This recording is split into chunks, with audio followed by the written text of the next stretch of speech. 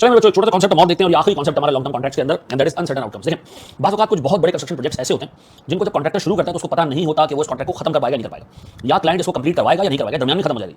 तो sir standard कहता है जनाब जब अनसर्टेन आउटकम ना, मैं फिर रिपीट कर रहा हूं, ये नहीं कह रहा कि ये नहीं पता चल रहा कि एंड में प्रॉफिट होगा या लॉस होगा। Outcome with respect to profit and loss की बात नहीं कर रहा मैं बात कर रहा हूं outcome in terms of completion, कि कंप्लीट हो पाएगा नहीं हो पाएगा। जैसे अक्सर एक बहुत बड़ा को 5 साल मंसूबा शुरू होता है, 5 साल का प्रोजेक्ट शुरू होता है और अच्छे खासे प्रोजेक्ट जो दरमियान में बंद हो जाते हैं कि यार नहीं यार वो शुरू में जो है वो काम शुरू हुआ, गवर्नमेंट को पसंद नहीं आया, गवर्नमेंट ने फिजिबिलिटी देखी तो गवर्नमेंट का नहीं, यहाँ पर साहब 2 महीने काम कर लिया, थोड़े बहुत पैसे कर लिए रोज ने, ठीक है। तो स्टैंडर्ड कहता है भैया अनसर्टेन आउटकम है तो आपने प्रॉफिट बुक नहीं करना, प्रॉफिट बुक नहीं करना।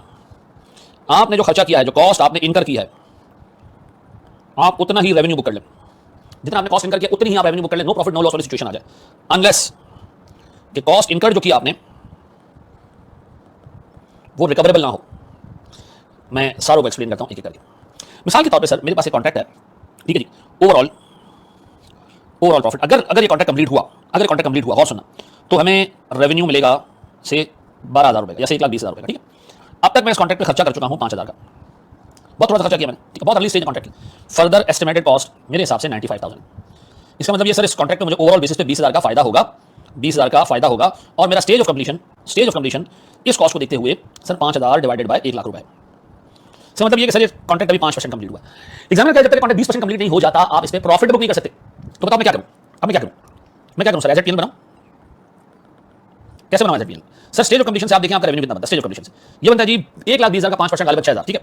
और सर मेरे पास 1 लाख रुपए की कॉस्ट का 5% वुड भी 5,000। तो मैं अगर रेवेन्यू ऐसे रखूं, रेवेन्यू 6,000 और कॉस्ट ऑफ गुड सोल्ड 5,000 तो मुझे 1,00,000 का प्रॉफिट हो जाएगा। भैया तो मैंने नहीं करना, मैंने ये काम तो नहीं करना, तो फिर क्या करें सर? आपको स्टैंडर्ड कहते हैं भैया आप अपने रेवेन्यू को रिस्ट्रिक्ट करें कितने में, 5,000 पे, कितने में 5,000 पे, वैसे 6,000 था, वैसे 6,000 था, हमने इसको रिस्ट्रिक्ट कर दिया कितने में 5,000 पे, वैसे 6,000 था, 6,000 हमने बुक नहीं किया, हमने किस पे रिस्ट्रिक्ट कर दिया इसको 5,000, डन। अब सर हमारे पास प्रॉफिट और लॉस हो गया 0, डन। पहला साल जी गुजर गया, फॉर द पीरियड पीएनबी बना लो भैया। फॉर द पीरियड में क्या किया होगा, रेवेन्यू बुक किया होगा कितने का जी 5,000।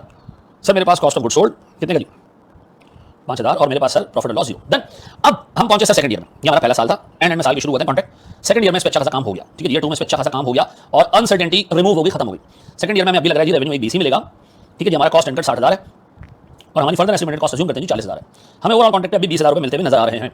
सर मेरा स्टेज ऑफ कंप्लीशन अब 60,000 डिवाइडेड बाय 1 लाख हो चुका है और ये मेरे पास सर बनता है अराउंड 60%। अब ये कॉन्ट्रैक्ट एक ऐसा कॉन्ट्रैक्ट है जिसका आउटकम अनसर्टेन नहीं है, 60% काम हो चुका है सर, अब ये तो नहीं होगा कि बंद हो जाए, ठीक है। अब बता revenue overall 60% of 1,20,000 72,000, that is 1,20,000 का 60%, डन। सर मेरे पास कॉस्ट, सर 1 लाख रुपए की कॉस्ट का 60% वुड बी 60,000,